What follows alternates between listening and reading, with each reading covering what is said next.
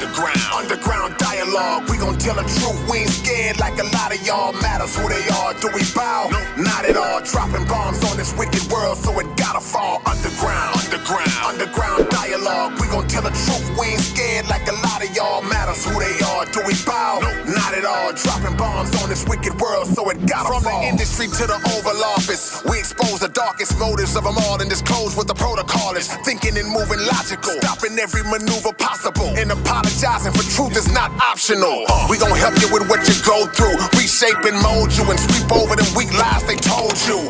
If you living with no clue, we gon' deprogram the old you, and you get to keep your soul too. Your big brother K. Reno and your boy Key Stowe. Y'all tuned in again to another episode of the Underground Dialogue Podcast, where the name speaks for itself. Yeah. And man, you know what? This legend seat, bro. We call this seat you sitting in legend seat, and we just added another notch to the belt tonight. Because right now we sitting here with 30-year vet in the hip hop game, one of Screwed Up Click's finest, man. The host of the Dirty Third podcast, the OG of all OGs, man. Respected in all corners of the hood and all parts of the world, man. All parts of the nation, in H-Town, here and abroad. Yeah. My brother from way back, man. We go way back like recliner shells, man. One of the My homie, man. Yeah. One of the signature members of the Screwed Up Click. If you really want to know who we be, It's Fat Pat and that boy Mike D. What's up, Hold brother? up, man. I don't know, man. I'm talking about, I'm gonna be honest with y'all right now. I'm trying to figure out who he talking about. You know what I'm saying? You know what I'm talking about. One of the legendary voices. Man, come on, man. Every time I talk to Mike D, I'm like, man, this dude's voice is like just signature, bro. Like, He been smoking Camel cigarettes since 3 years old. I'm gonna tell you what did it. Newports at an early age transformed me to a signature that cannot be duplicated, man. Tone low. Yeah. Tone, yeah. Oh, yeah. That's the closest similarity that we can think of, you know what I'm saying? That's Yeah. crazy, man. And Ro get on my nerves. Man, but say it again. Say it again. Boy, here, man. Bro had me laughing. He said this nigga need to swallow a bag of a bottle. a bottle of Coconut lotion. Say, man, nah, man, look, man, your voice is that's your signature, man. Already, man. How you feeling, family? Man, I'm feeling Gucci, man. I'm also feeling honored, man, and I just want to thank y'all for inviting me to your show, man. This is legendary, man. Yourself, you know how I feel about you, man. You know what I'm saying? And the world needs to know that, man. I love this man. You know what I'm talking about? And that's what I'm going to say there. We love you too, brother, and the honor is all ours. It's long overdue. You are one of those brothers who, anytime the microphone is in front of your face, something profound gonna come out. You know what I'm saying? You don't strike me. Anytime I've ever talked to you in person or anytime I've ever seen you, you don't waste no words. And not just the voice, not just because of the voice. The voice gonna captivate, but when you start talking, people lean in to hear what you got to say. Wow. So let's get right into it. What was your first origins in this rap game, man? Because you know when you saw it from the beginning just like I did and others. What drawed you to it? Music, Run DMC. Come on. Run DMC let me know that this is what I want to do forever, man. And just like our age, beatboxing and break dancing, and you know, we grew from the graffiti to the beatboxing to the break dancing to the actual rapping, man. So being a part of something that we know on the side, that we knew was gonna be profound, that they thought was only gonna be here for a few seconds, is what drawed me. Come on, man. Being in the moment. Come on. The rebellion of being an MC. Right. It wasn't the money. Right. Yeah. Nothing to We do. wouldn't think about no. We didn't even imagine ourselves that ain't to make no money doing this. That wouldn't even cross our mind. It was love. Hobby Yeah. that they say wasn't gonna make it. Right. And here we are 50 years later. Come on. And I'm 50. Come on, man. Ain't that something? Yeah, but peep the game. Out of the 50, you've been getting down for 30. So now you've been doing this over half your life, bro. Over half your life. And I was thinking about this on the way over here. I was like, when you came out and was with A&M, and we're gonna talk about A&M and all that, that was the early 90s. That was one of the early rap records to be released out the city. So y'all are in that category of one of the first artists, you being among the first artists to even put records out, because in the 80s it wasn't but a handful. By the time it got to the early 90s, it wasn't too many people had a record out, man. Not at all. And I'm gonna share something with y'all that I don't share with men in the beginning. The actual beginning, I always started Troy, but it was before that. Yeah. We were at H-Town Records with a guy named Jesse Harris. You know what I'm saying? You ever heard of Jesse Harris? Okay, so Jesse Harris threw a talent show at TSU. Whoever the winner was got a record deal with H-Town Records. I went up there with a brother, Marks B. What up, Marks? And I'm talking about, we didn't have no routine, we didn't have nothing planned or nothing, but we wanted to go win this record deal. No DJ, no beat, no nothing. Because remember, I beatbox. Right. So how I was going to beatbox and rap at the same time, no idea, brother, but we was going to figure it out. Yeah. So we went to the TSU talent show. Out front, I meet a young man named Bruce Rhodes. And y'all may know him by Grim, or you might know him by, I knew him at that time by Mixmaster B. Yeah, okay. But the world may know him as the nigga who created Wanna Be a Baller, Right. the production. Most underrated producers In the city. Yeah. He's the He don't get producer. mentioned enough at all. OG Yeah. to the producers. We met him outside. He had his turntables. He had on his signature black glasses, signature ponytail to the back. And I said, you know how to work them tables? He said, yeah. Come on in here with me. The first time we interacted was on that stage. And it was magic. Wow. And since that time, we won the talent show. Yeah. Got the record deal, and since that time we were inseparable, and that was pre-A&M. Right. You know what I'm saying? So when I tell these kids, when they walk up Reno and they done it to you, they do it to you, anybody in the game, help me, man, throw me a bone, put me down. Right. Yeah. You gotta put yourself down. Right. And when the game is meant for you, Yeah. it'll be written. So to go unprepared and to do that, and then now to see here the accolades you give me, my brothers give me, and the knowledge that we got here, it's amazing. It's just like sometimes the game choose you. Yeah. And I like to say I was one of the one that the game chose. And so that's how I came to this thing called hip hop, and the rest was history. You know who else was on H-Town Records with me? A young man by the name of Brad Jordan. Okay. Oh, yeah. This time he was DJ Action. Yeah, no question. No question. Wasn't even a rapper, full rapper, but he could rap you up under a Christmas tree at that time. Still can. He had penny loafers on, trench Oh, you should have told me that. Yeah. B, you had the penny loafers on, B? Penny loafers on, man. Did he have a penny in him? I think he had a nickel in him back then. You know, because it was only two ways. The black ones had a nickel and the brown ones had a penny. Oh, they should have told me that. Yeah. It was aggressive, man, but it's beautiful because it's actual history, man. We left H-Town Records, where he left before me, and he went to a young man by the name of Troy Berkeley, who had opened a profound studio on Scott and Liddy in Houston, Texas, and it was Short Stop Records. And we went over there with my DJ. Yeah. Went over there, we did by this time I changed group members, which was Al G, the one that, you know, had the nerve to try to battle K. We'll talk about that later. I'm still mad at you, G. You know, but man, you see I'm up here, I can't bring you up here, I'm be too embarrassed. We're going to get you up here. We're going to get G up in here, because we got to get this understood and overstood. For once the last time, I'm giving one more chance to get at the title with Reno. One more time I'm going to give you, and you still can't do it. So we went and we had to audition. Oh, go ahead. For Troy. Took the word right out of my mouth. We had to. It wasn't no walk up. This my little homie. This my boy. We had to audition for this guy. Right. Man, and we knew we had to audition. So you know what we did? We came up with the kid and played kick routine and the bop, and then broke out with the and then started rapping on the bars, and then ended that boy with a kick routine. By the time we got through, Troy said, hey, stop. You're signed. Yeah. Yeah, y'all got a dance contract and a rap. And a rap contract. These little things, they sick. And boy, we gave Troy him. Yeah. You hear me? Man, we would come, Troy Dexter. This is early, Private Identity was 3-2. These are my label mates, y'all. Right. 747 D from Trinity Garden Cartel.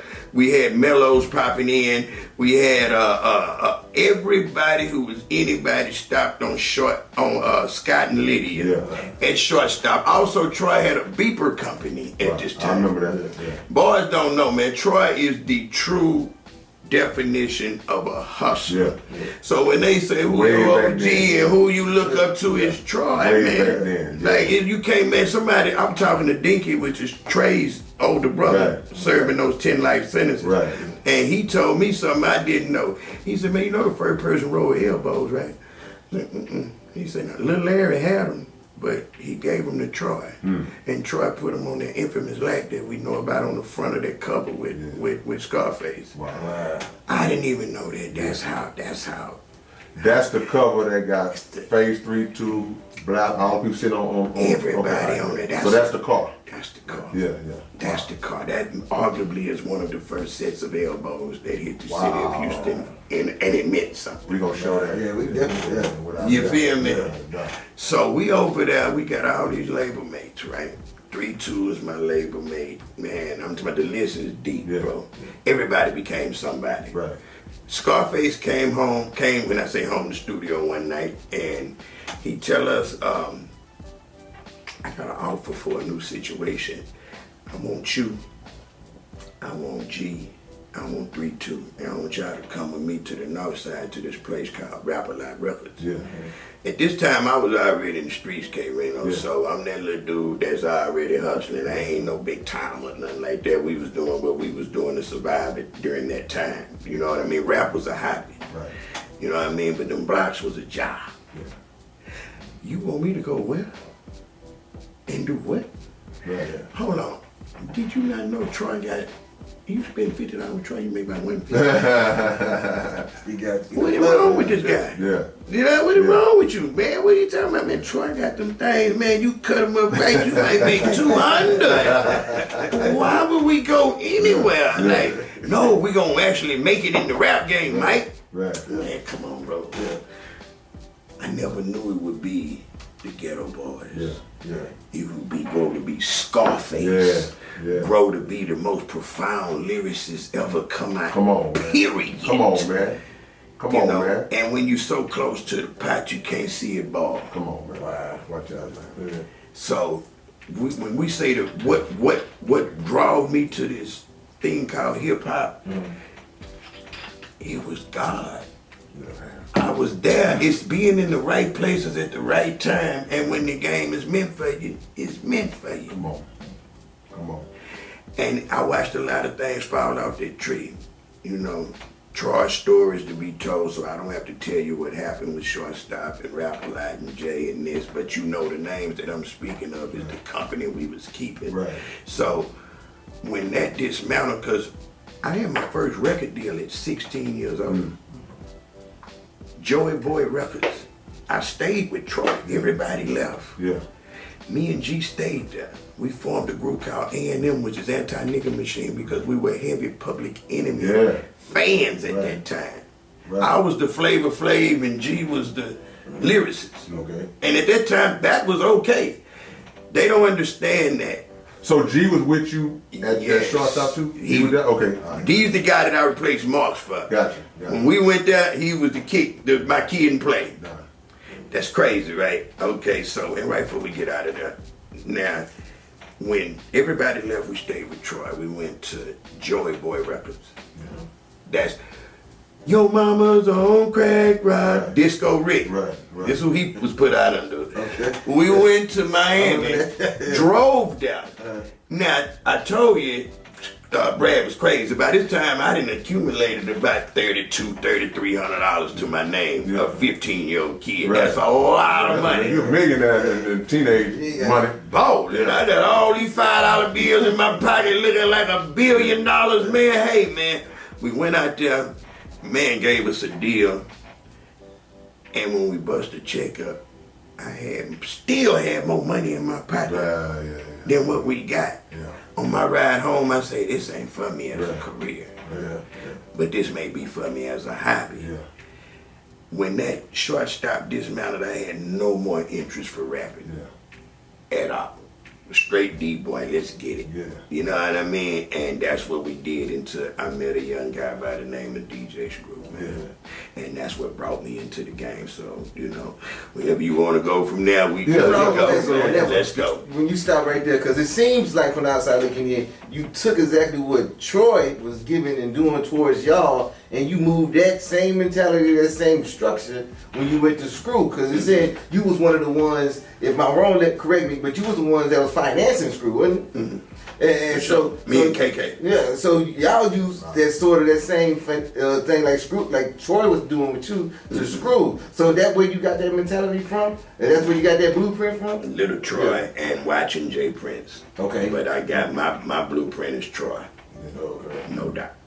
So, because being an artist, it was kind of like, man, this money here ain't making no sense. I'm gonna jump on the other side. I got to. Yeah, the executive producer. You probably didn't know you was being an executive producer around that time. I did. You did? Because I had, my brother is Bam. You know, I know y'all here. Salute Bam's to on those the people. No question You know about what it. I mean? For the, you know, we got 30 years plus running, got to plug that in. You know, Bam's on the detailing, the spray. Get the spray, get the spray, get the spray, man. That's my family's detail shop, and we've been running about the same amount. So that's where I met Screw at. Through Lil Randy. Well, I met him there, and then Lil Randy took me to his house. When I went there, of course, like everybody else, I was hearing it before, but we come from real lyrics, real lyricisms, real this. So when I'm hearing the tapes, I wasn't impressed. Because it was just, you know, I'm gonna come down. How they came down was the deal. All about my meal. Watching Dr. Phil. Boys, it was, but I liked the mixes he was doing. But when I went over there, before I went, and how I went was Lil Randy was at his house, and you know back then everybody was getting the art of freestyling down by the throwdown radios, riding around 610, rapping all damn night over whoever song. It don't matter. Your song becomes an instrumental when we hear that bad boy. You couldn't stop it. It was a street frenzy at that time. They still pushing as far as like major artists like S.U.C and Street Military and all this going on, but we developed. So what happened is when we went over there, when I was freestyling that Randy, they was freestyling, and I just broke out and I said some shit. I didn't freestyle. I said something that I had wrote down.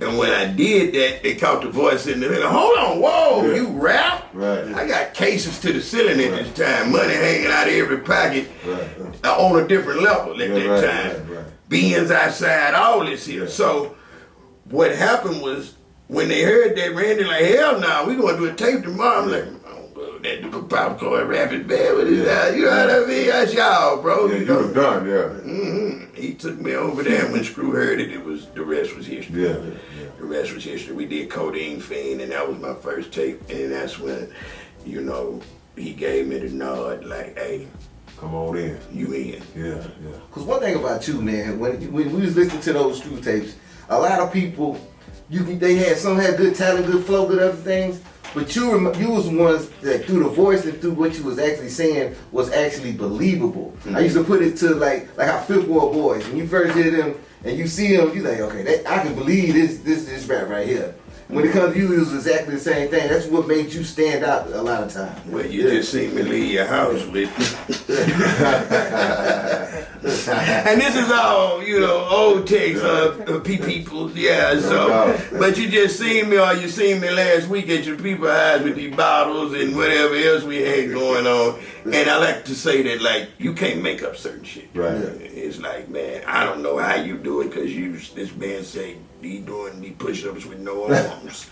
This is another level right here. That just when you say the man did push-ups with no arms, I'm done. That nigga will hit you in your chest, pull your heart out, and let you look at it. What are you talking about? You know what I mean? What are we talking about here, man? The man's the coldest thing that ever touched it, man. So when we developed the technique, because of what Troy taught me, watching him, I knew we had something. Because every car every radio, every house had some type of screw tape playing. So when I went to Troy initially, I said, man, I got something. Man, that shit ain't gonna make it past 288, y'all talking about. This is before he signed Mass 187, and I said, brother, I can do this. So he hurt my heart. Yeah. I'm like, but he don't understand yet. Right. So instead of signing us that day, he went and got Mass 187. Yeah. Never affected our street relationship or our brotherhood because his mama, my mom, his daddy, my daddy, Michael Jermaine, free It was pick. business. Free to pick one, Michael Jermaine. I never took it personally. Right. But I had to show him something. Yeah. You know? So I went, I opened Player Down Productions on paper. I signed not Troy, but Pat. And I couldn't sign 3-2 at the time because he was contractually obligated to Rappin. Right. So, They were convicts at the time, or what? no, this is after the convicts. He doing the Wicked Buddha Baby. Black Monks. This is not even Solo. Black Monks. That's solo. This is when he became a solo artist. Right. So I had the mission and the knowledge to know, hey, he can do a group with me, but he can't do a solo. Right, okay. You feel what I'm saying? But we had 33. When I tell people I signed Pat, that was just contractual. Yeah. He was actually an owner as well. Right. You know what I mean? His talent versus my money. Yeah. You know what I mean? That was the first of that kind of deal, you know, at that time. So we had all that on papers as with 3-2 as well. I have to tie you in contractually for the group, but you're also an owner. That's why I was Player Down Productions, not a record label. Right. Because we're doing a production company to be able to upscale to the record company. And this what year, 90 what? This is 95, 96. So you was already progressive thinking like that way back then. Because everything you said, that's like some that maneuvers that people be trying to make now. It's like you talking about this 30 years ago. And we had, we had masterpiece. I mean, know how to maneuver. Yeah, for sure. Yeah. They say a drug dealer is the best entrepreneur. Ain't got no doubt. He just hustling another product. Yeah. So I truly believe that is stick to that is that everybody with their mind frame has the capability of being an entrepreneur. You know what I mean? So yeah, and you're right. But the big thing about back then was we only had Lil J, Master P. We didn't have many as we got today to look after. So you're right. It was, now I think about it like that, it was amazing. That I was even thinking like that as a kid, 20-year-old kid, 19 years old. So how did you and Pat come together? What made you Go ahead. gravitate to like these people like Pat and 3-2 and like Clay Day? When me and 3-2 came back from shortstop together, we were best friends. He would skip school. He had a daddy that was so doggone mean. Rest in peace, Michael. And Mr. Michael, I'm sorry. I'm so sorry. Hey, man, I was Still scared of him. Yeah, bro. You know, my dad died when I was young, so all my friends, when you're growing up, you know, they dad become your dad. No question. You know what I mean? Shout out to Mama too, man. Love you, Miss Mary. You know what I'm saying? So when you got Mr. Barrier and people like that, he just trying to show us the way. 3 would sneak to my house and spend the night and stay over, and that's how he would say, well, I'm at Mike's house, because my mama's house was the house. Right. My mama was the mama. Right. And you know, everybody else want to come there, because you can do what you want to do as long as we here. Right. That's what her thing was. Learn how much beer you can drink, whatever you doing right here, right now. So when you're in them streets, you don't become belligerent, or you know what I mean, or not knowing your limit at that time. But I swear, man, 3 came with me from there, and man, we were like this.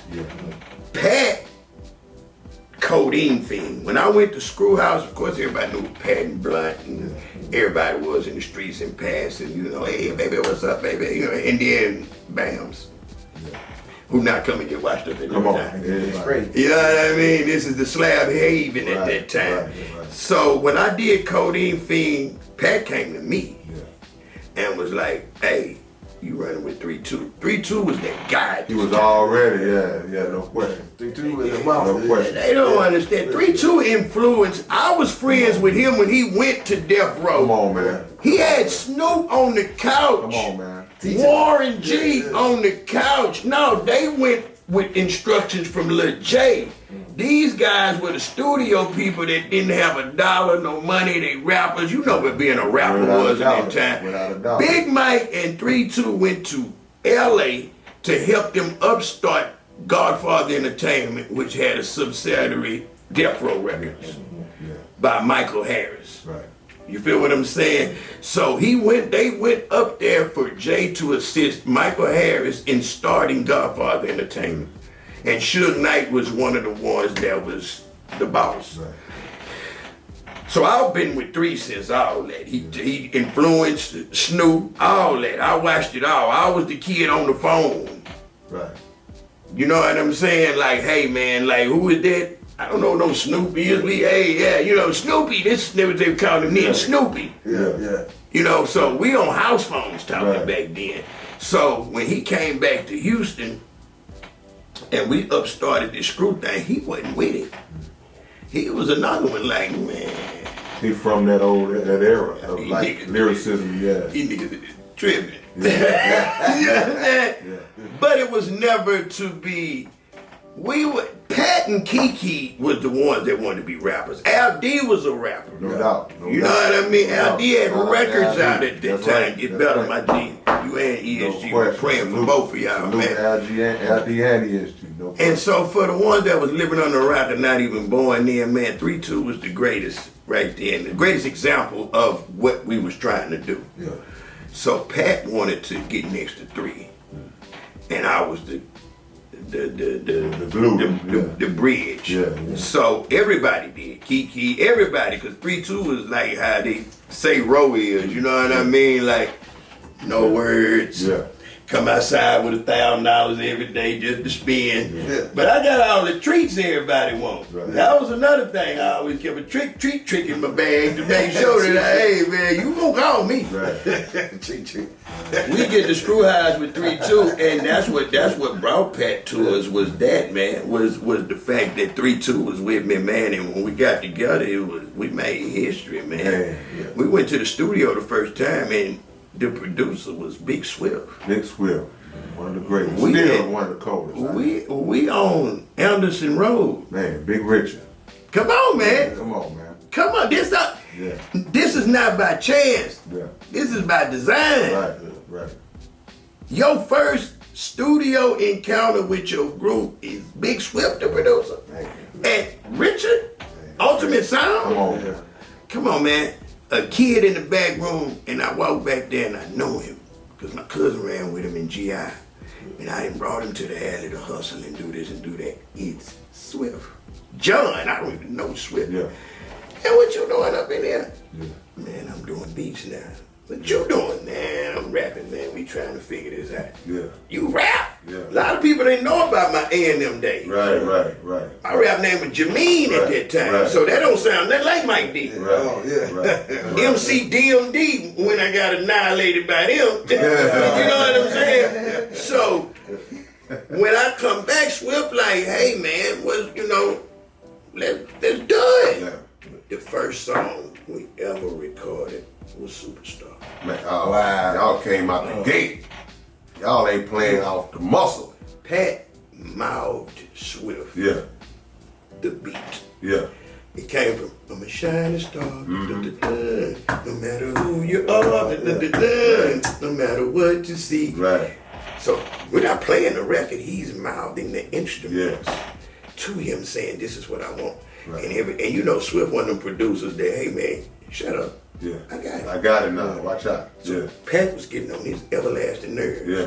But the cockiness of his aura made you like him. Yeah. You know what I mean? Oh, yeah. Ain't nobody else getting away with this. No That's doubt, like no telling doubt. Dre what to do. Yeah. Right. Or Klondike Cat. Right, You know what I right. mean? These are legends No doubt. already. What are you Right. talking about? Just rap when I'm finished, nigga. Yeah. But that was part of designing everything on the spot. Yeah. Wow. They get the beats nowadays and they just listen to beat CDs and they form the record. Genuine records that stand the test of time are built in the studio, snare by snare, kick by kick, 808 by 808. And that's what we did. When he finished that beat, it sounded nothing like Shining Star, but it was ours. Yeah. And we hadn't wrote nothing down. Yeah. By this time, it's go in there and go for what you know. Right. That's not in the time we in now where you can stop, start. He know those. Hey man, I know what he talking about. Right, no question, no question. Real to reals. Yeah. Imagine freestyling on real to reals. No, that's hard, boy. You gotta be one take. You're a bad man. You gotta be one take, Jake. Yeah, you're a bad man. Yeah. You feel me? So we go in there and I don't know what we're saying. Right. Pat go right in there. Player haters wanna know who you are. We put the hook on that thing. Yeah, set the tone. Came before we got out of there. Hold on. Keep going. Let me get the verse. Yeah. Player haters wanna know who I be. A capital letter F-A to the T. Coming down slow with my no wrote down, nothing. Yeah. No 2 takes, 3 takes, straight from the One hit hook. quick. From the hook to the verse. Yeah. And it's my time. Like, go on in there, man. Go on in there, man. I ain't. Follow that. I wish I would. Nah, but you did, though. Yeah, that's what I was about to say. Put them shades on. Yeah, hey, whatever your process is, but you did. Walked in there, man, and came with that electrifying, and he wouldn't let me change nothing. If you go on now, I'm talking about if you pull the beat and listen to the lyrics, we didn't know nothing about how to run the second part to it. Like, No ad-libs. the ad libs, it's so, I'm saying whole nother words. Right. Yeah. But we taught ourselves how to do it on the spot with freestyle rapping, man, and that's what came out. I mean, you know, we had a top C, so we would leave with that song, go right there and play it for KeKe and Hawk. Yeah. They lit the fire up on the DA. Man. They came back with, yes, we are players and pimps and superstars. all right. Hawk is in this group, Yeah. Pat is in my group. Yeah. I don't even know they brothers at Right. How about that? That's what I was about to This say. is the type of competitor that Fat Pat was. Yeah. Man, them boy, he was more mad at Key because Key jumped on 3 in the morning and he was supposed to have been on there. So this turned into a competition out this world. Yeah. Maybe you can answer this. That's Why wasn't Pat on 3 in the morning? Because KeKe went in there and tore that thing apart at the right time and it was time to come out. Oh. And he just missed it. It wasn't even a planned miss. It wasn't none of that. Like Reno would tell you back Timing. then, his timing is everything back then. Yeah. Blocks of studio time was $1,000 Yeah, you can't play for around. a 20-hour block, 10-hour block. It ain't no playing. You can't be like- casual like you can nowadays. and he was ready, but when you go in there and do a 3 in the morning, I'm sure whoever had who that big time record, Yeah, that was Russell. what Russell Yeah. was like. I'm done. Yeah. Like, we need to put this out now. Right. Can't wait. This got to come out now. Yeah. This got to come out now. And so when it wrapped up and Pat wasn't on that, he felt offended. He can't be mad at Screw. There's no way. You know Screw. It's impossible. You to ain't be lying. mad at Screw. We talking an angel, like, but Right. it's the only description you give the guy. You know what I mean? Everybody think they his best friend, his brother, this, that. Hey man, bruh. Still waiting to hear A bad story. one Yeah. bad word about Screw. I ain't heard it yet in all my You're years. not gonna get it. Yeah. You're not gonna get it, man. The guy was a genuine soul, man. And when Pat took that as like KeKe is the enemy, and we have to put, I need to come out now. Yeah. We start doing the songs, we playing that, they came back, they played the Yes We Are. Yeah. We go back, we hit them with Money Over Bitches. Be Swift. Come on, man. Yeah. We play that, them niggas come back with real true players got to stay down, Yeah. representing this south side of town. So you got Money Over Bitches, which is one of the hardest beats ever created with Swing Down Yeah. in Houston. Yeah. These are the songs we battling Right. on the quiet. So me and K, I start talking to KK. I'm like, hey, bro, this is the business. You need to put your money in this shit. Yeah. So at the end of this competitive song making process, these 2 albums, Ron G stepped in. We gotta drop this and then drop that, but we gotta figure out a way to make Screw a CEO. Yeah. We gotta do it. Right. He wants to be a DJ. He never wanted to be a Nah, CEO. You right. He could have Right. easily had all of it. Yeah, I'm gonna let him Yeah, try to man. influence him to do it. Yeah. I was one of them. Yeah.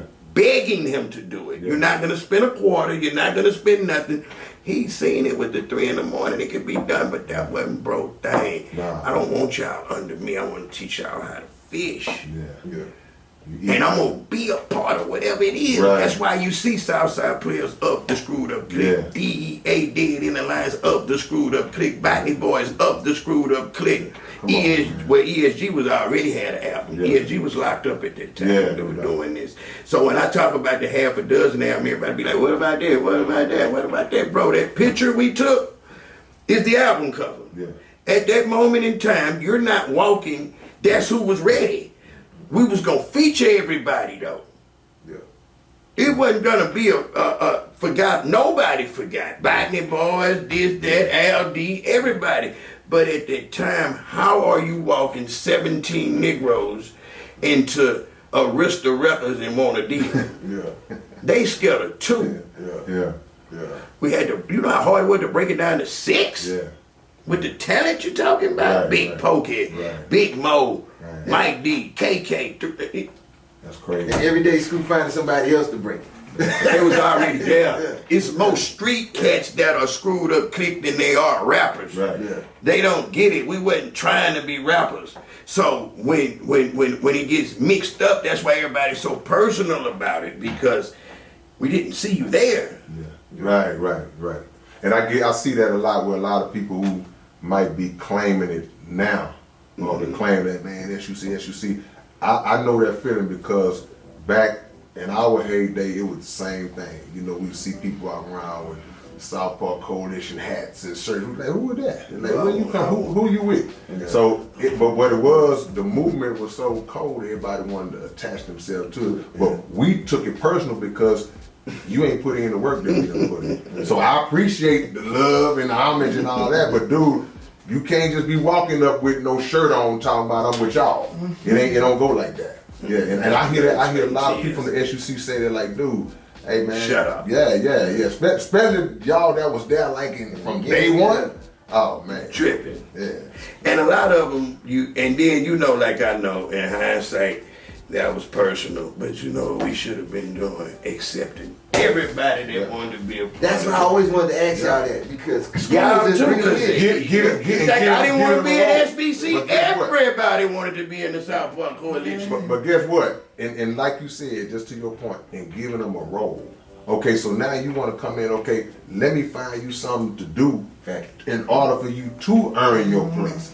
And a lot of people did that with us because they were kind of just like organically become part of us from hanging around the ones that didn't care about packing the records, the ones that didn't care about helping the man hook this up. They ain't had the egos. And if you don't have the ego coming in, then you gonna get embraced at some point. I swear I would have packed y'all records. Hey bro, it's that real talk, man. I would have packed y'all records. You know what I mean? I know what he finna say, but fuck that. I've done anything to be a South Park I'm gonna tell you Coalition. something. And we talk about like we talk about little bro Zero, man. I did a show where Zero did a show in Dallas, and some kind of way he hit me up. You know, I roll call you out the blue, and hey, I'm riding up. We finna ride the Alaska. Let's go. So we went to Dallas one night, and it was cold. It was winter time, and he did a show. I wasn't on the show, but I'm there hanging out with my brother. Man, Zero had fly little mink, you know what I'm saying? Oh, he was in that great thing. He was in that great mink over the black one. Might have been this is a long time ago. Several of them. Whatever it was, he was taking it off because he was hot in the club, and he set the mink on the floor. That what he'll do. I went and picked it up off the floor. I picked it up like I was his personal assistant. I'm like, hold on, man, I ain't know that you. I'm holding the mink. And when he came off stage, I James Browned it. Put it on him, goddamn. Because that's the thing. Like at that moment, this my brother moment. Yeah. If I'm there to assist you in your moment, bro. So now you don't put the mink on the floor. I got you. I got You know, so a lot of that come from, like I say, a lot of people that want to be a part of something. Egos. They come in the wrong way. You can't. People to this day, Mike. People will hit me up that I don't even know and just say, "Hey man, how can I join the South Park Coalition?" It's like, dude, you got protocol all the way messed up. That ain't how. I can't just hand you an application and say, well, you're gonna do a background check and get back to you. This something that's almost 40 years in the making that people done bled and sweated and died behind. It'll be a disrespect and a slap in the face to just bring you in talking about, yeah, this is the new guy. This is the new guy right here. Nah, it don't work like that, man. You gotta think though, boy, man. And that's true. Like even with the road thing, man. When I know what you said. You talking still 10,000 a show, bro. Come on. The 5,000-6,000, man. I was there when he was getting 4,000 a show, and I don't care. At that time, I had 1,000,000 times the money he had. But you know what I do? Let me get that cup. Hold that. Let me see that water. Yeah. Because one thing, I'm not finna let you niggas put nothing in it. Man, come on, bro. So I got my cup and his cup. Come on, man. When he got the mic, he go, brother. Come on. You know what I mean? It's no humility at that time. He'd be like, man, stop doing it, brother. Yeah. Yeah. I got you. Yeah. You ain't finna have my boss stand on top of the roof doing the karate pose. Somebody sprinkle something. They gonna do it. Yeah. How you and bro relationship begin? You want the short or the long version? Man, talking. You know I love to talk. Now they got time. Don't ask me certain questions. Where camera going? Look at here, man. Me and Ro, I was introduced to his music by Herman Fisher. Okay. Fisher Boy Entertainment. That was the first album Ro ever did. Yeah, he brought the album, Herman from Third Ward, where I'm from. Me and Hawk was together. Big Hawk. Rest in peace. Love you, my brother. And he said, man, Herman said, man, I want you to hear something, man, because he know we was, with his music. He like, bro, man, tell me what y'all think about this young brother. We put it in right there. And when I say he blew me and Hawk the fuck away. Yeah. He blew us the fuck away. Y'all can bleep it. Now it's underground dialogue. Ain't no bleeps on this show. Man, he said, what you think? Me and Hawk just sitting there. You gotta think about it. Hawk is a lyricist. Right. And I'm a punchline and get you there type of guy, rapper. I'm like, man, this boy got Tupac, Biggie Smalls, Bone Thug, Spice One, got dogs on me. I'm trying to think of a reggae rapper. Man, no, because he was sounding like he was naturally from the islands at that time. His name before Ro was Jamaican Joe. Wow, I know that. People don't know. He called him Jamaican Joe because his heritage come from the islands, So I'm like, man, you got this boy chanting. Yeah. Because this is all the things I'm hearing on these songs. I'm the murderer. Y'all know something? When he do an album, and that stuff start coming out, they chanting, oh, he in his zone. They paid for that album. Yeah, right. That is like the show. You get a 3-song show, or you get a 10-song show. What you willing to pay for? You're pinning on the bread you're breaking down. Well, man, I told Herman, I said, well, I tell you what, you got the baddest motherfucker on the planet, whoever he is. Right. That laid eye on him. I say, man, cause he like, yeah, back you talking about he rap fast. Yeah. But Screw told us that they listening too slow. Yeah. I say, but that's what's happening. Yeah. They are listening too slow because he don't change nothing. Right. At that time, Biggie had dropped that. Armed and dangerous, ain't too many can bang with us. Straight up, we know ain't us, no story us. You know what I'm saying? So I'm like, nah. They need to catch up with Bone Thug and Harmony in one group. Yeah. They like, man, he do the beats, he do this. I said, whoa, where he at? Where's this kid? Right. So I had another chance of meeting him with Screw. And Screw was like, man, I already know who he is. Screw is a bad joker right here. And then they start dropping the Gorilla Mob Time, passed on again. So we started running into each other. I started doing a group album with Trey. Yeah. That's when the group albums was hot back then, the early 99, 2000. You might get this dude over here with this dude. Just surprise duo groups was hot. I would say 3-2 had more groups than the motherfucker. Oh, yeah. He was in more 3-2 groups was than rocking with everybody. everybody. Whoever got He went up for a little while. Whoever got 10,000, 20,000, then start going to 5, 2, 3, whatever you got. You got some rate. What do you say? Kaishi? Yeah, the Kaishi. He with you. Yeah. So I'm doing the duo project with Trey, and it's when he was doing the slabs. So I had just got out, and we over there at Trey house. When I'm in the halfway house and I'm going to Trey house, driving the song. I'm amazed that this studio is a computer now and digital. It didn't slip to digital, and it's so easy now. I'm like, you an engineer, man? He's like, yeah, I can do this my thing. So he was amazing me with that. And Ro had started coming by while we was doing it.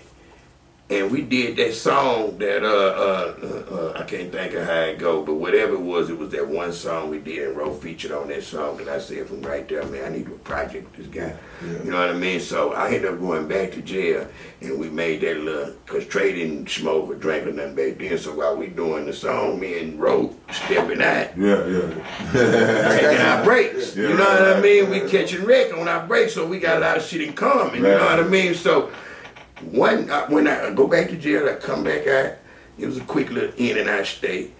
I see a egghead little motherfucker walking down the street. I say, that nigga dude say, man, that Ro, man, get your tail in. Just got into it with his girl. So he been boned out. You know, when you're mad at baby, sometimes you just take out. I got him in. I trapped him for 3 days. He say he ain't never been that high in his life. But Ro is a studio rat, no doubt. So I had him in the world with me. So he 2-3 days passed, and he getting all this. He's like Scarface. He hang with you, get all the information he getting. Boom. We went to the studio. We did like 2 or 3 songs at a little old studio, and he came up with some weird thing to get away from me, but you got it. That's how you got to do, because I'm like, screw. When you get screw eyes, you there. Gotcha, When you're hanging with me and you done jumped in my car, you ain't going back. We going to the mall. I got everything you want right here. We going to the mall. I got too much money. We gonna do this here. I'm putting money in your pocket, but that's what real partners do. They got money, man. Man, we gonna aid and assist. And that was the beginning of our relationship, man. And you know, one of the other ends, and that's when I got out, Dindin had assisted me on starting the Takeover album with MJ Studio over there behind BAMS. I know you came through a few times. I came through a few times. That's where y'all was doing the S.U.C. album at one point. That's the Takeover. So finish the story. Yeah, so when we right there, he got out. Now he has I Hate You, Bitch.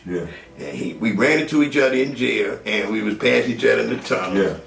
That I Hate You was, you know, he did that video in jail. What Dougie D had to finish the video for him. That's Dougie D in the video. Right, I remember that. You know, so we ran into each other one of them stays, and we in the hallway going to court. We chop it up. I'm congratulating him. He don't really even know the success that's going on. Right. I'm like, brother, you running it out there right now. Man. I got out before him.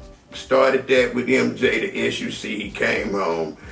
Sam was a mutual friend of ours, and Sam was giving him $750,000 when he came home this time. Had a duffel bag with about a quote with like $750,000 in that motherfucker, and I was so happy for him. I wanted to be there when he received it, because that beginning start going from 4,000 a show, you know, the transition, man, and it was like, I love to see you get on your feet, man. I didn't touch money, had money, but I didn't been broke more than I didn't been rich. But I know what it feel like to make that final transition the way this it. It's paying off. Man, that brother, man, smile from ear to ear, man. We about to drop 5 pints that night. I knew he was smiling. One smile was connected in the back. What in the back? So I wrote on smile. Put some money in their face. He gonna smile all day for you until it gone. You know what I'm saying? But that was the beginning of me and Ro at Takeover, and that's what really bonded us together, man. Just it became a brotherhood, man. And him and my mom was super duper close as well before she passed away. And then when I left and mom was still here, man, he got so close to that woman, it was crazy, you know. So yeah, that's my brother. When I first heard that y'all was putting together the S.U.C. album, and y'all was at MJ, man, I was like, man, this is it. Ooh. What happened to where that didn't materialize like it was supposed to? Because the mixtape came out. I got that one. Hawk passed away, and I went back to jail. Yeah. The Bridges in the Screwed Up Clique, I'm one of them. Yeah. I'm like the main that, cause everybody, even SPC, everybody don't get along. It's just the art. Not even say get along. No, you have, yeah. A like B, like yeah, this yeah. here, like we might like the same color woman. We might like the kind of cars. We might, you know what I mean? Everybody. And I'm the one that can go from here to everybody and pull us together. The general, Hawk, took that position when on one of my in and outs. Yeah, right. And everybody respected him, and he had to want to be a baller run. He was Fat Pat's older brother. Right. You know what I mean? Right. So you got Big Hawk became our like father almost. You know what I mean? Father figure. Like he became Screw. Yeah. That's why a lot of people that was come later, they came through Hawk, and that's why they feel so comfortable about saying, I'm in the Screwed Up Clique because Hawk blessed you in. Screw didn't bless you in, which is fine. We don't worry about that depending on how you wore the hat, you know.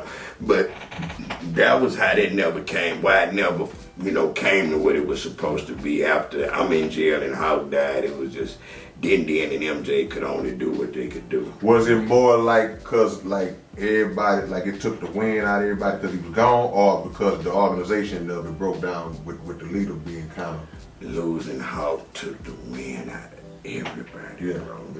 Like, man, we just lost Pat, and we lose Hawk. I mean, Pat. I mean, we lose Screw. When we lose Pat, then we lose Screw. And then losing Hawk, we lost a few more days out in between. Rest in peace to all them brothers, man. Even shit Mello that hurt. You know what I mean? And Mafio was supposed to be in here. Boys don't know that was like, he was another one that was, he with JC, but he was definitely an affiliated player for sure. And when we lost Hawk, man, and I'm in jail at that time, I think it just, everybody that was on the fence about, they jumped off all the way out. How far in was y'all? How many songs in? What? We completed the album. The Takeover album is out. It just never had no serious legs because the leadership fell apart. Okay, so it did. You came out. We got a couple mixtapes he talking about. The Takeover album itself is out. It's out. But I ain't know that. If nobody does, right. You know what I'm saying? Because it took. You got your leadership gone, Mike D in jail. It just takes the air out of a project, bro. It's like it's the hardest thing in the world is to promote. That's why hats off the D-Rec. A dead rapper is the hardest thing in the world. So you got KeKe at that time. He was on the run. Boys don't know why. But why KeKe ain't step up more during that time and do this and do that? Man, I can tell you now, he was on the run. KK went to the feds. Mike D locked up. KeKe on the run. Hawk dies. Screw died. Pat died. Mo messed up.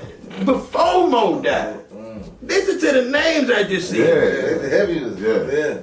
ESG in jail. Bro, who gonna step up with the? That's hard. Yeah, bro, that man, no disrespect to nobody in South Park Coalition, but you knock off K Reno, Nip, Klondike. Whoever else, bro, Dopey. What are we doing? What are we doing to say that we maintained and sustained all them bullets and to still be here and kept reforming through Flip, thank you. Roll, thank you. Trey, thank you. God is great, bro. All the time. Because they was able to hold it up until real got back home. It's crazy how you see them H-Town, those murals, they just full now. You know what I'm saying? And coming from how far back you come from to just see the slowly them faces get added on like that, and that's crazy. Out of that one click, man, I think about that all the time, bro. That's crazy to me, man. That's crazy. But the thing is, Screw, I always say this here, Mike, Screw name is a name that it ain't a day go by. That man's name ain't getting mentioned.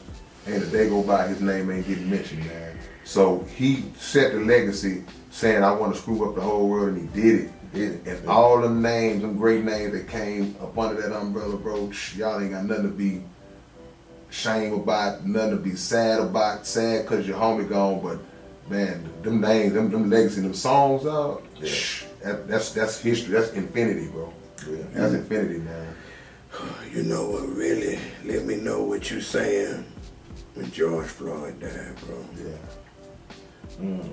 They don't understand that it's so many members that wasn't real rappers that meant so much to the movement, bro.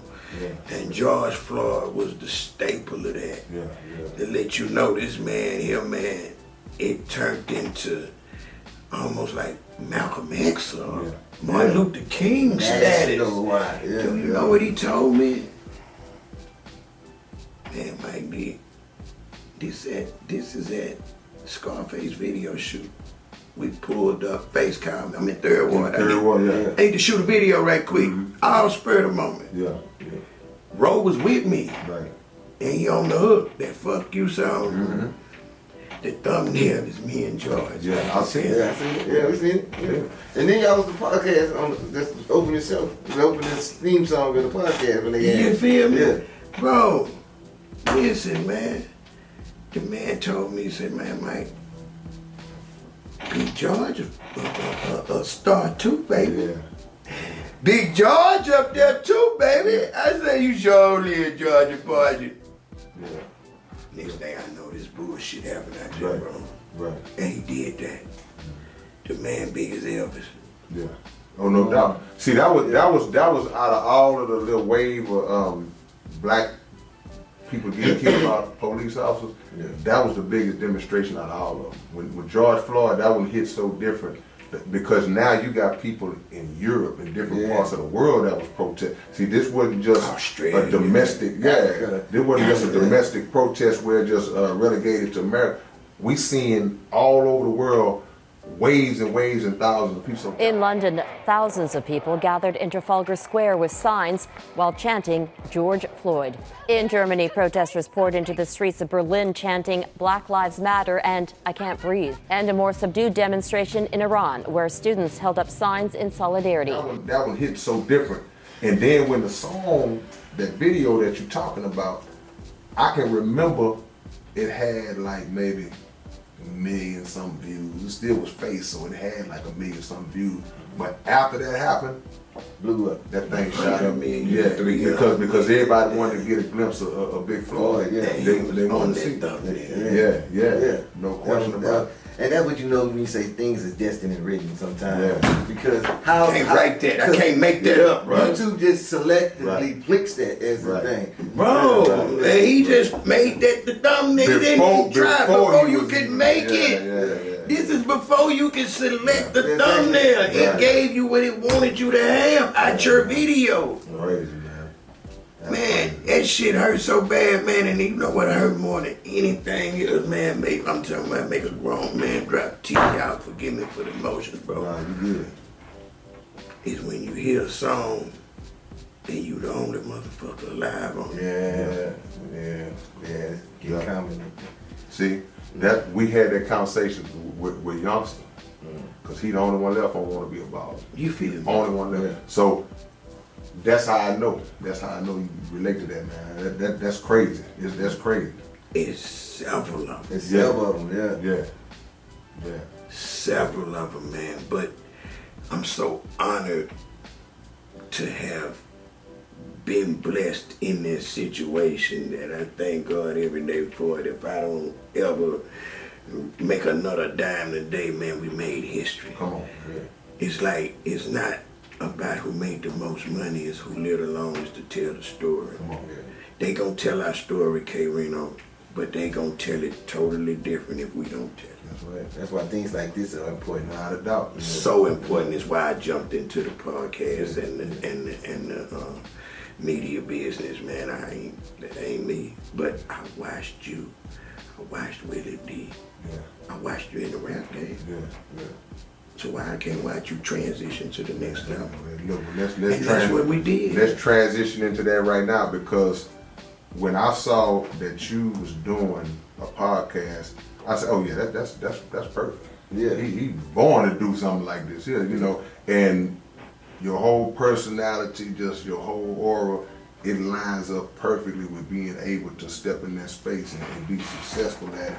What made you get into the podcast? We got the Dirty 30 podcast. What made you one day say, now I'm finna do this? I'm finna do it. Well, I planned it out for a while. It was brought to me a few different times by different people, but pandemic. Yeah. But instead of me jumping out there knowing that I know a lot of people, I didn't do that. I studied you. I went on Donnie Houston. Yeah. Donnie Houston, and when I went, I told him, I said, man, he was just doing certain people. I said, man, I'm gonna use my arms and I'm gonna send everybody up here. Yeah. I want you to tell that screwed up clique story. Right. Do your interviews. And I sat back and I watched him be successful with that. I watched you reinvent yourself with this here. I watched Willie D reinvent himself with this here. And I sat back and was a student all over again. And I watched it and watched it and watched it and watched it. When the thing happened with Trey and Roe, and I did an interview for Real Tune, man, we got over 1 million views. Yeah. You know what I mean? And I had people mad at me. Even Roe was mad at me, you know. But that's when I knew I could do it. But what I wanted to do was be a guest. I wanted to be not a guest, but a host on Donnie Houston. He didn't give me the job. I wanted to be a host on Real Tune TV. He didn't give me the job. So these streets are mud, man. You know, you go up and down in these streets, man. And I had X amount of dollars, and I just said, man, and my brother Kerry, shout out Kerry Carter, man, love you to death, brother. I said, man, I'm sick of these streets, bro.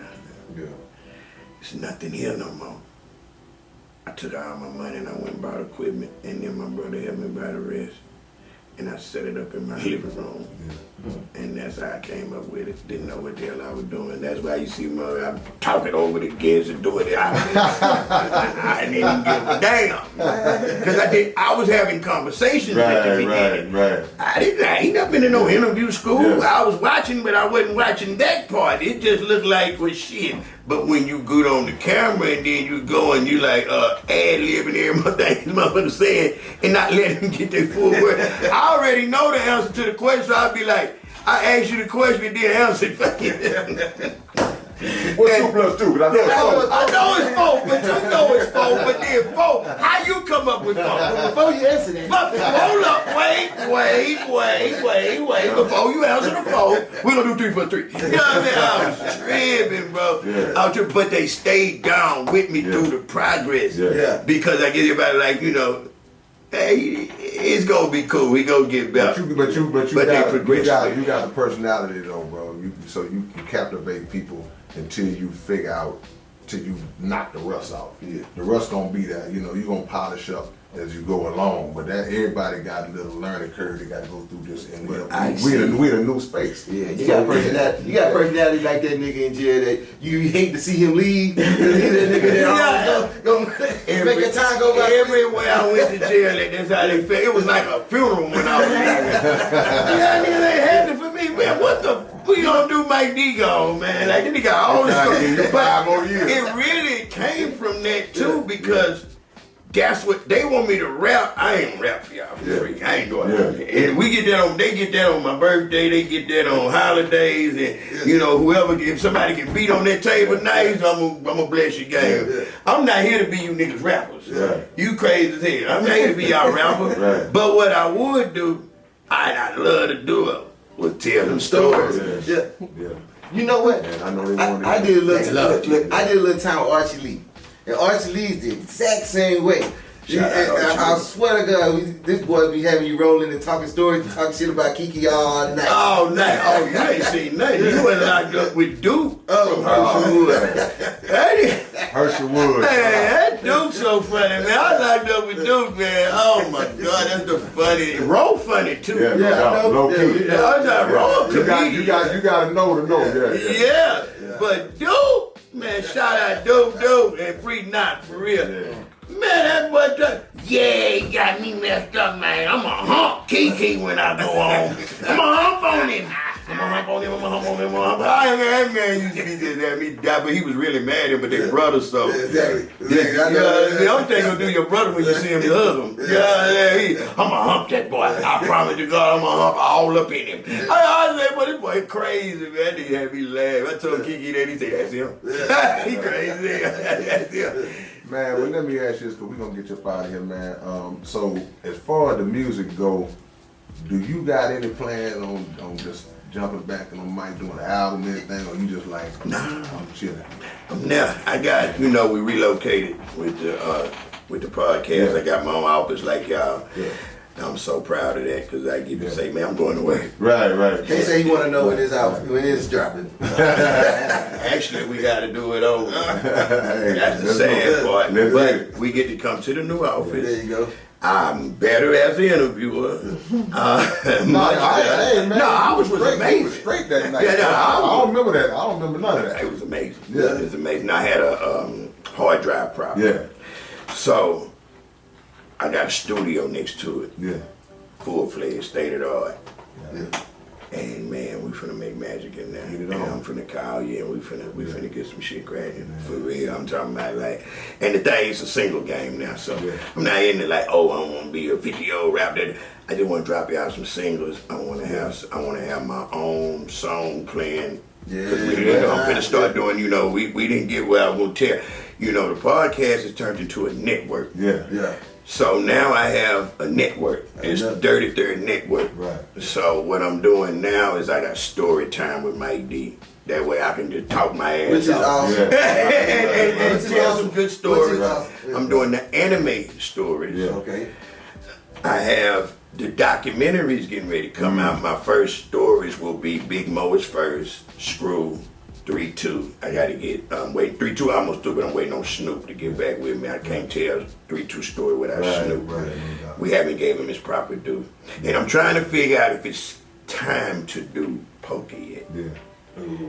It still hurt. Yeah. You know what I mean? It still hurts. So Fresh. damn Fresh. bad, bro. Yeah. Man, big boy, I love you, boy.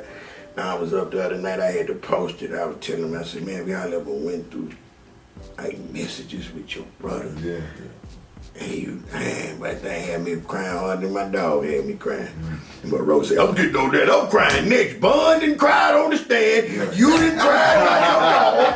You know what I'm saying? You didn't jumped on here and cried. I went viral about my dog. Then Bun gonna steal my glory. Now, Bun, I'm still, man. How you gonna steal my glory, man? Baby, man. We natural gangsters, man. But them bitty dog is mad. That was my baby girl, man. Oh my God. Dogs will hit you, boy. Dogs will hit you right here.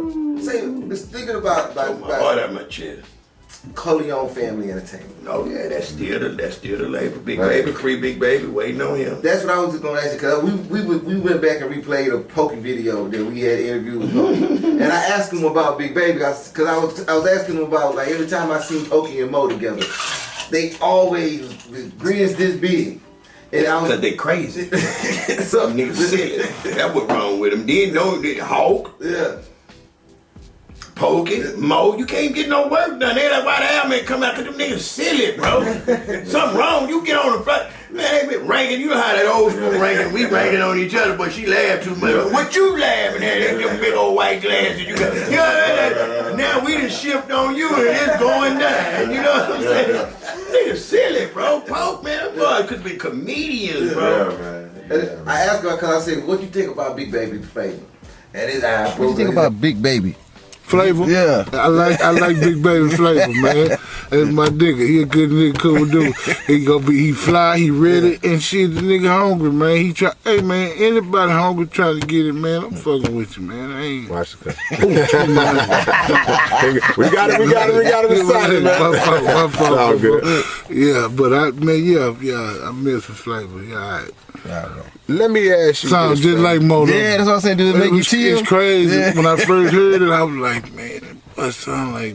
So I always wanted to see, like, how did you get a hold of Big Baby Flavor? And then was it that he sound like, how the fuck he sound so fucking like Mo that much? It's crazy. I was listening to him on internet, and I heard something. He did that song, "It's Gonna Last Forever."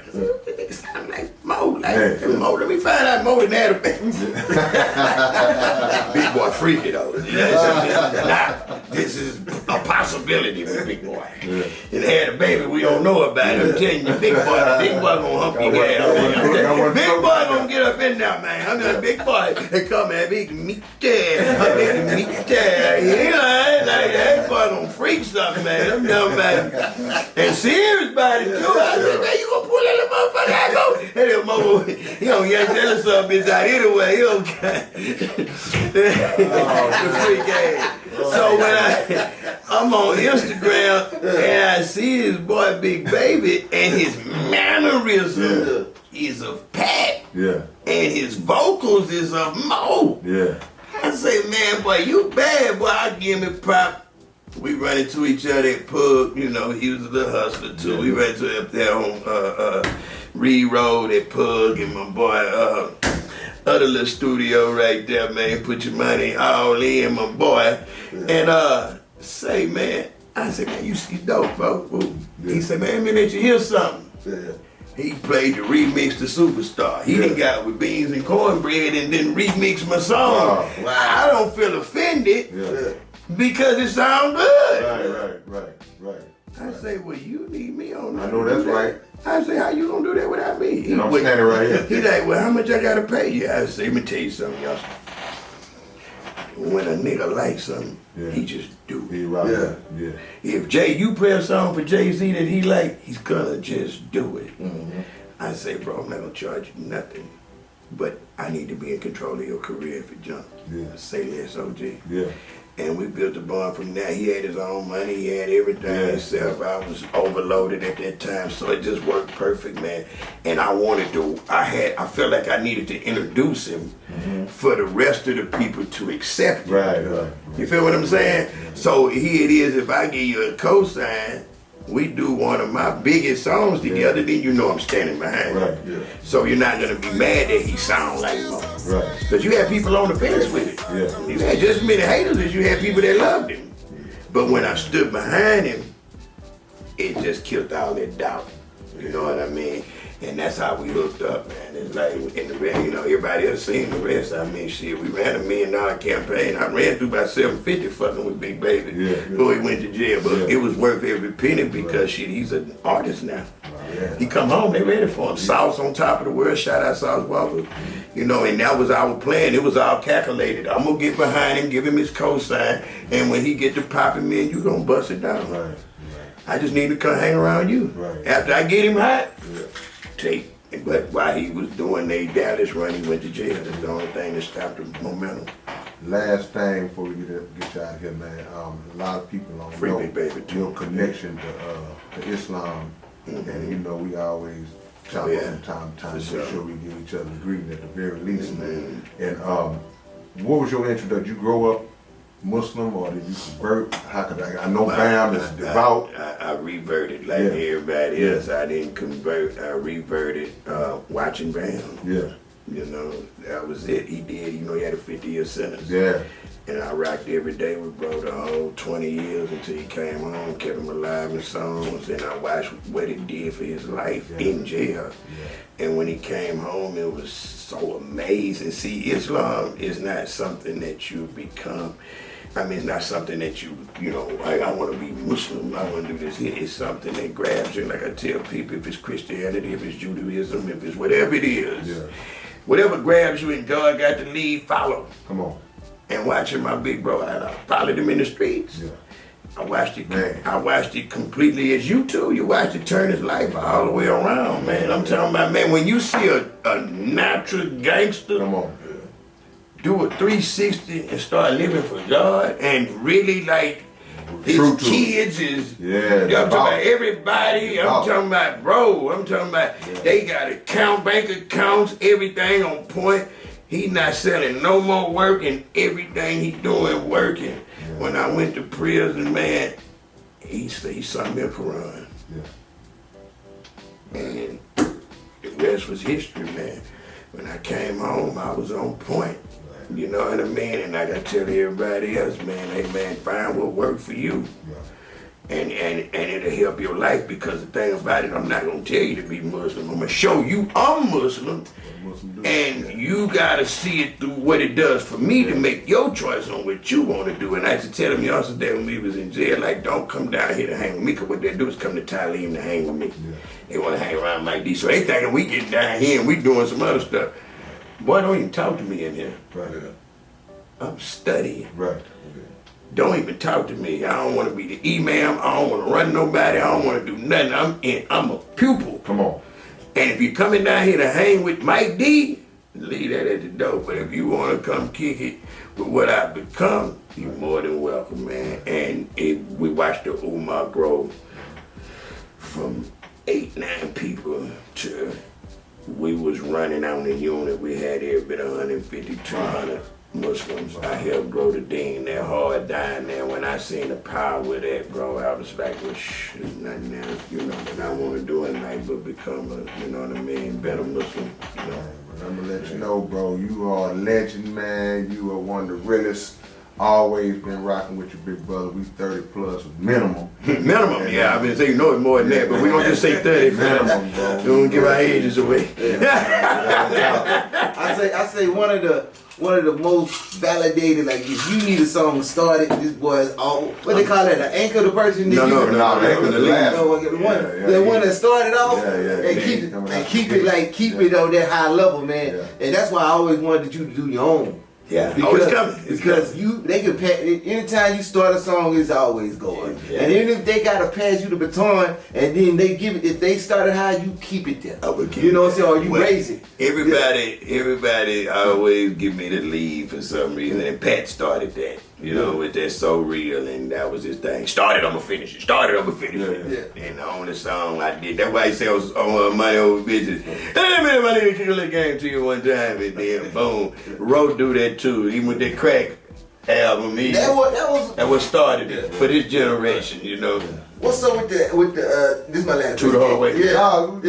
To the Hard Way to me is a classic, man. So how come I ain't never really too much shoot anything for it, like a video as well? We fall out every 90 days.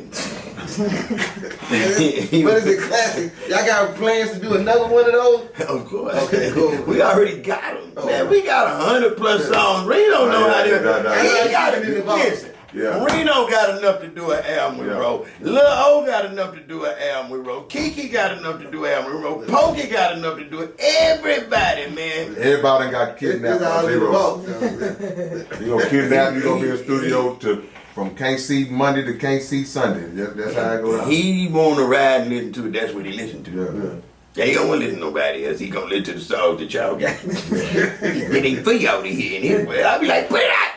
But now basically why we wasn't able to take it to the degree is because we fall out every 90 days. We real brothers. Yeah. So I don't do no bootlicking and he don't do it either. So I mean, we and it just happens like that. And he's the brother that before he say the wrong thing or do the wrong thing, he just bag up. And when he bag up, I don't care. But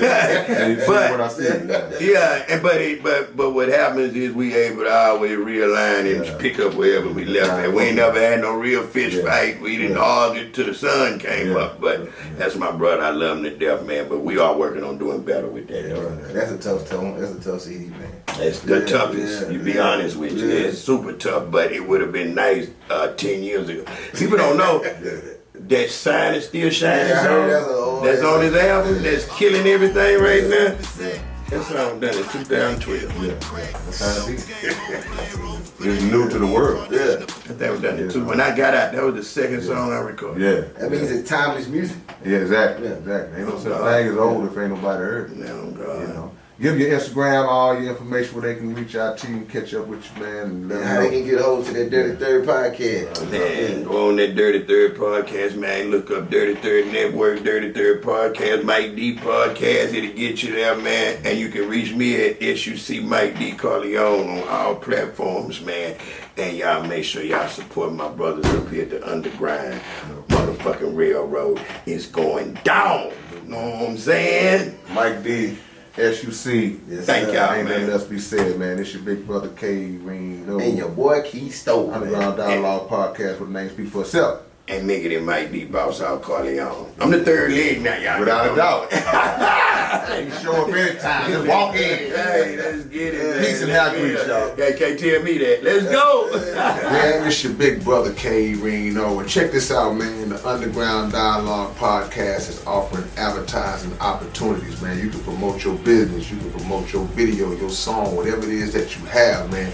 Reach out to us if you're interested in promoting on the Underground Dialogue podcast. All you gotta do is email us at undergrounddialoguepodcast@gmail.com.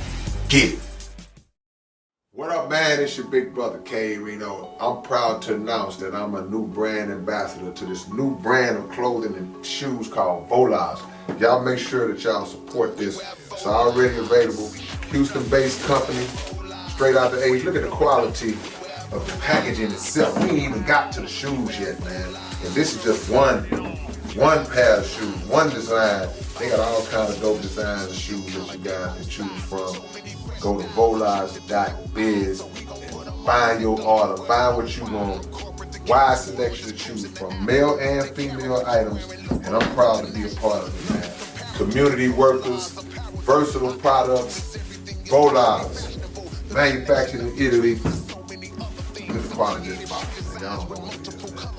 Catch y'all later on. Peace. Level legit clothes, so get used to people asking you, yo, where you get those? Say we wear Volas. We showing up.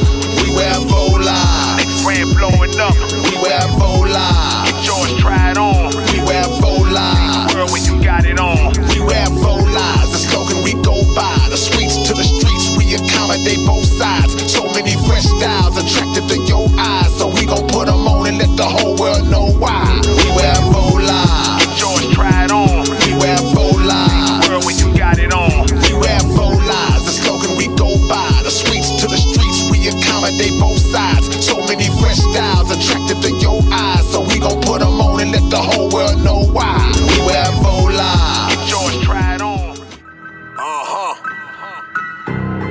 I wonder if they ready. They ain't ready to have this conversation. Or these kind of conversations. But guess what? We gon' have them anyway. Underground dialogue. We gon' tell the truth. We ain't scared like a lot of y'all. Matters who they are. Do we bow? No, not at all. Dropping bombs on this wicked world, so it gotta fall. Underground dialogue. We gon' tell the truth. We ain't scared like a lot of y'all. Matters who they are. Do we bow? No, not at all. Dropping bombs on this wicked world, so it gotta fall. From the industry to the Oval Office, we expose the darkest motives of them all and disclose what the protocol is. Thinking and moving logical, stopping every maneuver possible, and apologizing for truth is not optional. We gon' help you with what you go through, reshape and mold you, and sweep over them weak lies they told you. If you living with no clue, we gon' deprogram the old you, and you get to keep your soul too.